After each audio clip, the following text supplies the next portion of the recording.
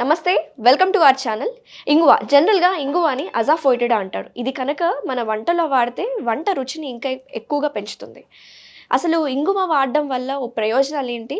ముఖ్యంగా ఇది మన ఆరోగ్యానికి మేలు చేస్తుందని చెప్పుకొస్తున్నారు డాక్టర్ గారు. సో ఆరోగ్య ప్రయోజనాలు ఏంటో డాక్టర్ గారు మాట్లాడి తెలుసుకుందాం. ప్రస్తుతం మనతో పాటు ఉన్నారు ప్రముఖ homeopathy physician doctor Chetan Raj గారు. సార్ మాట్లాడి తెలుసుకుందాం. నమస్తే అండి. నమస్తే మేడం. సరే, నేను చెప్పినట్టు ఈ అజాఫోయిటెడా అందరి ఇంట్లో వాడుతూ ఉంటారు. దీనివల్ల ఆరోగ్య ప్రయోజనాలు చాలా ఉన్నాయి. ముఖ్యంగా స్పెసిఫిక్గా మన బాడీలో ఒక పార్ట్కి ఇది చాలా అవసరం అని చెప్పుకొస్తున్నారు. ఏంటది? అది ఎక్కువ వాడడం వల్ల మనకి అది దూరం చేసుకోవచ్చు అంటున్నారు, కాబట్టి ఏంటది? ఇంగువ తోటి బెనిఫిట్స్ ఓవరాల్ బాడీ మీద ఉంటాయన్నమాట.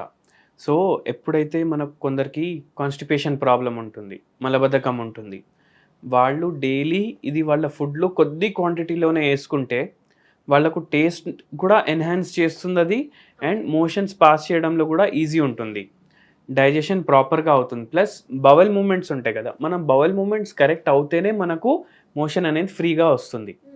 బట్ ఎప్పుడైతే బవల్ మూమెంట్స్ సరిగా లేవు అప్పుడు మలబద్ధకం స్టార్ట్ అవుతుంది అనమాట. సో ఇంగువ రెగ్యులర్లీ ఫుడ్లో వాడడం వల్ల బవల్ మూమెంట్స్ కూడా మళ్ళీ నార్మల్కి వచ్చేస్తాయి. దానివల్ల కాన్స్టిపేషన్ కూడా క్లియర్ అవుతుంది. మసిల్స్ని రిలాక్స్ చేస్తుంది. ఇది మసిల్స్ని రిలాక్స్ చేయడం వల్ల ఎవరికన్నా ఫైబ్రోమైల్జియా ప్రాబ్లం ఉంది, బాడీ పెయిన్స్, కాళ్ళు లాగడం, చేతులు లాగడం, తలనొప్పి, ఇవన్నీ కూడా తగ్గుతాయి దీంతో. అవి కాకుండా కొందరికి జాయింట్స్లో స్వెల్లింగ్స్ వచ్చేస్తాయి, ఉబ్బిపోతాయి. అయితే కీళ్ళ వాపు ఉంటే కూడా ఇది రెగ్యులర్ వాళ్ళు వాడితే అది కూడా తగ్గుతుందన్నమాట. అండ్ కొందరికి స్లీప్ సరిగా రాదు. స్లీప్ సరిగా రాకపోతే వాళ్ళు ఇది డైలీ కొద్దిగా వేసుకోవాలి ఫుడ్లో.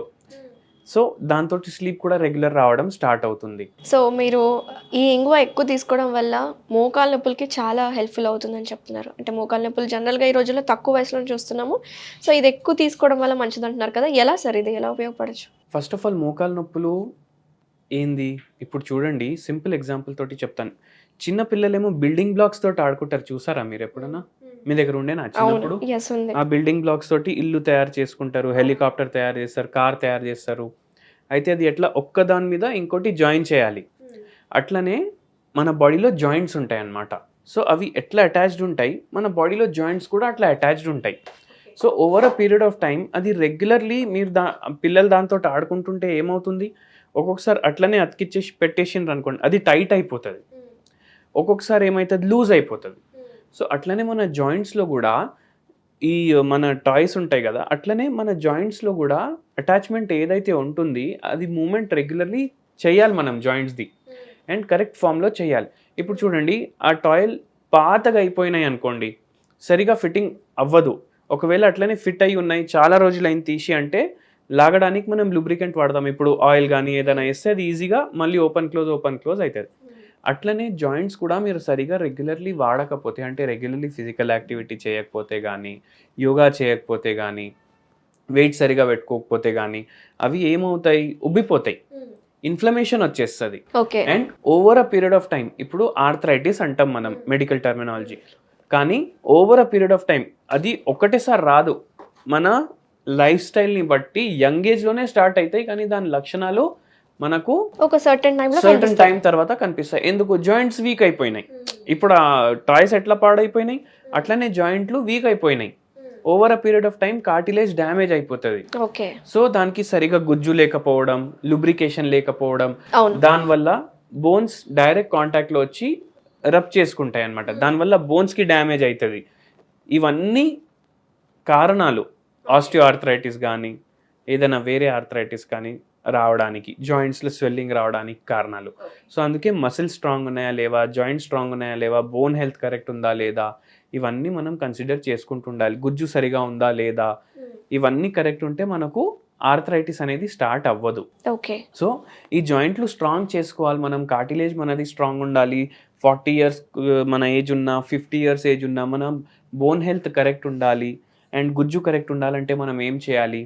ఇప్పుడు ఆ టాయ్స్ మనం ఎట్లా పిల్లలు రెగ్యులర్ తీసి ఆడితే దానికి అంత ప్రాబ్లం రాదు, కానీ పాతగా అయిన తర్వాత ప్రాబ్లం రావచ్చు. సో అట్లనే పాతగా అయినప్పుడు వరకు మనం రెగ్యులర్లీ ఫిజికల్ యాక్టివిటీ చేసుకున్నాం అనుకోండి, సో మనకు ఛాన్సెస్ ఆర్ దేర్, ఏం ఛాన్సెస్ ఉంటాయి, మనకు జాయింట్ పెయిన్లు రాకుండా ఉండడానికి ఛాన్స్ ఉంటుంది.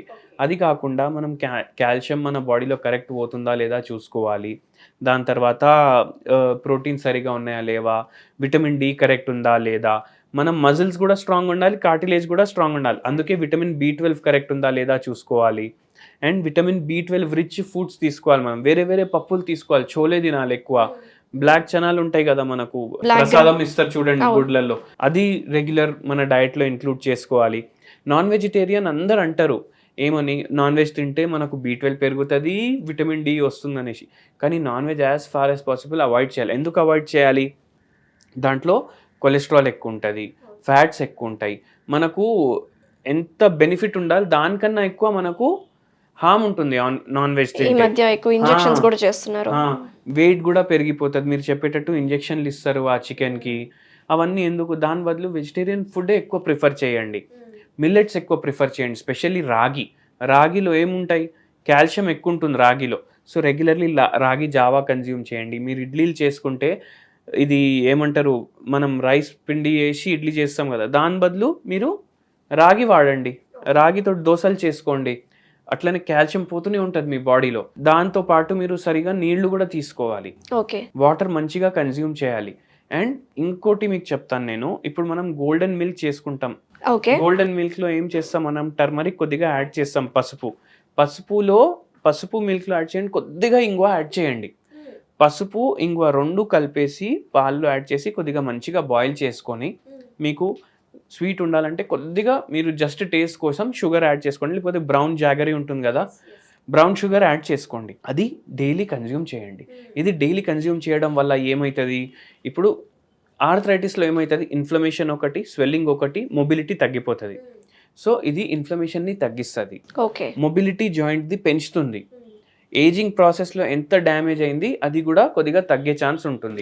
ప్లస్ దాంతోపాటు నాట్రమ్ సల్ఫ్ 6x అనేసి ఒక హోమియోపతి మెడిసిన్ వస్తుంది, టాబ్లెట్ ఫామ్స్లో వస్తుంది.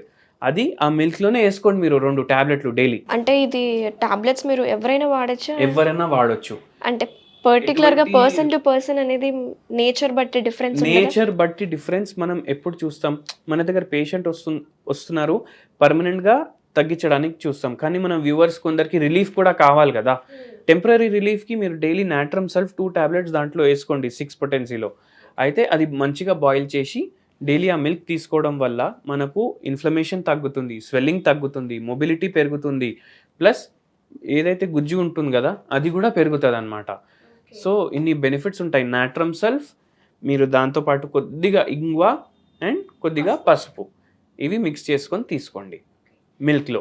Thank you so much sir, చాలా వివరంగా ఎక్స్ప్లెయిన్ చేశారు. ప్రీవియస్ వీడియోస్లో మన ఆర్థరైటిస్ గురించి మంచి రెమెడీస్ వివరించారు, బట్ అజాఫోయిటిడాలో ఉండే ప్రాపర్టీస్ ఏంటి, ఆర్థరైటిస్కి అది ఎలా హెల్ప్ఫుల్ అవుతుంది అని చాలా డీటెయిల్గా ఎక్స్ప్లెయిన్ చేసినందుకు థ్యాంక్ యూ సో మచ్. నమస్తే.